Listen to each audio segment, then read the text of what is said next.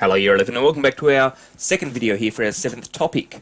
We're looking at interest and depreciation. In the first video we were doing percentage increase and decrease. Here in the second video we are looking at simple interest, and while I'm pretty sure you have done some work on interest in the past, a quick reminder: interest, in simplest terms I think, is the cost of borrowing money. You borrow money, you will have to pay back more than you borrowed, and the difference is the interest. Works in a very similar way for investment, right? You invest some money, you perhaps deposit it into a savings account, and sometime down the track, when you take all your money back out, there's more than you started with. The difference is the interest. Now, simple interest is a way of calculating how much that original value changes. Okay. Simple interest is sometimes called a flat rate of interest. So watch out for that phrase, flat rate of interest. Right, that means simple interest, because it's not the only way to calculate interest. Right.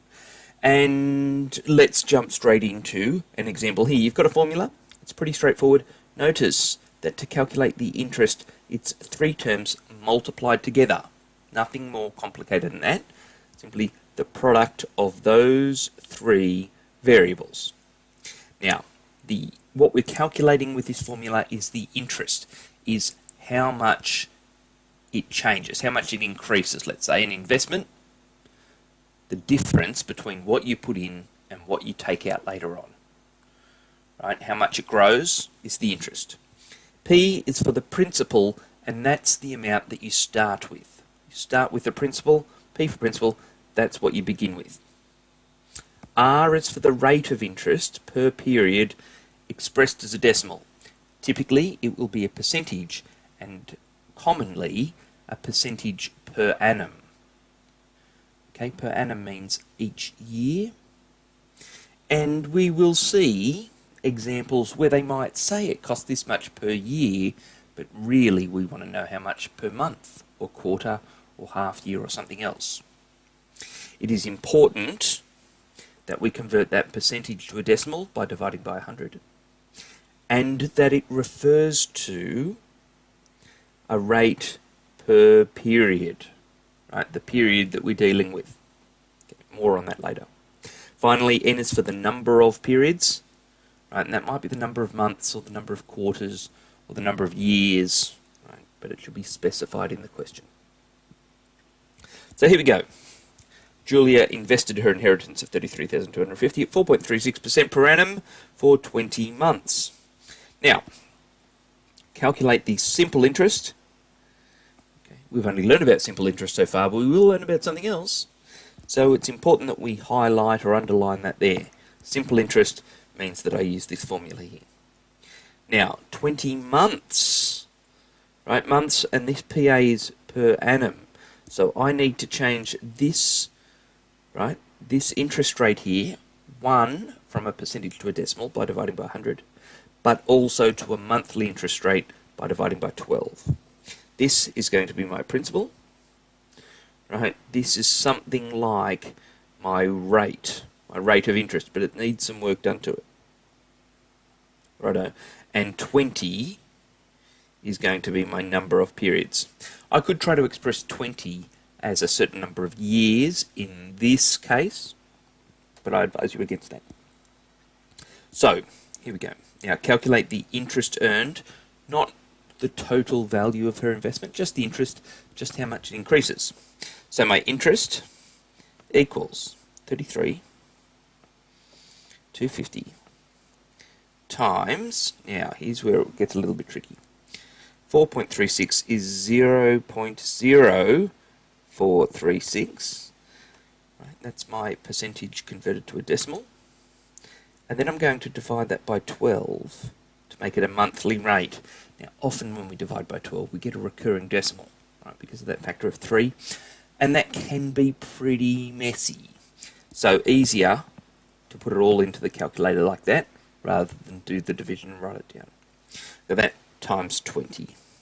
Okay, so importantly, my interest rate has been converted from a percentage to a decimal, and it's a monthly rate now because I divided it by 12 instead of sticking with the whole year. Right, So this is per month, and this is the number of months. That's important.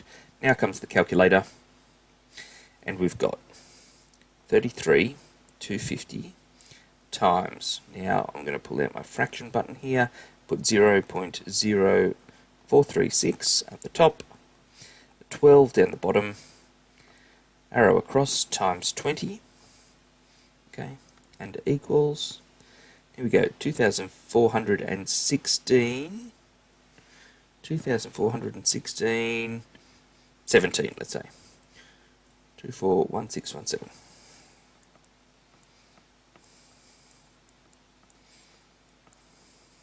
Okay, that's how much simple interest Julia earned there. Now on to another example. Our second for the video. Carmel invests 3,600 in a savings account, so that's our principal. After 4.5 years, that's my N, my number of terms, her investment grew to this much. Oh, so what I've got here, now this here, what is that? That's my principal plus my interest. Right, that's what we end up with. That's what we start with, plus how much it's grown. What interest rate? So that's what I don't know. So I've got a few things here. But we've got some complicated things to go. So I'm happy with P. I'm going to know what I is. I'm going to say that I equals 418512, 4185.12. We should get in the habit of using those words with our numbers. Minus the principal of 3,600 equals, thank you calculator, 4,185.12 minus 3,600 equals $585.12. Okay, now that's something that I need. So now I can write my formula, and it's I equals PRN. I know what I is. It's $585.12. I equals P, 3,600, times R, which I don't know, times N, which is 4.5. Now there's nothing to suggest we're not working in years, so we'll just leave it in years.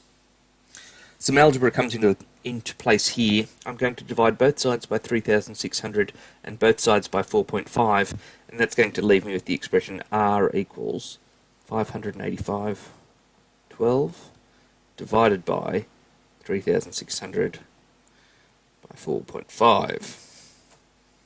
Okay. So, again, back to the calculator, and let's pull out our fraction button here, and we'll put our 585.12 up the top. Down the bottom, we've got 3,600 and times 4.5 equals, now 0.03612.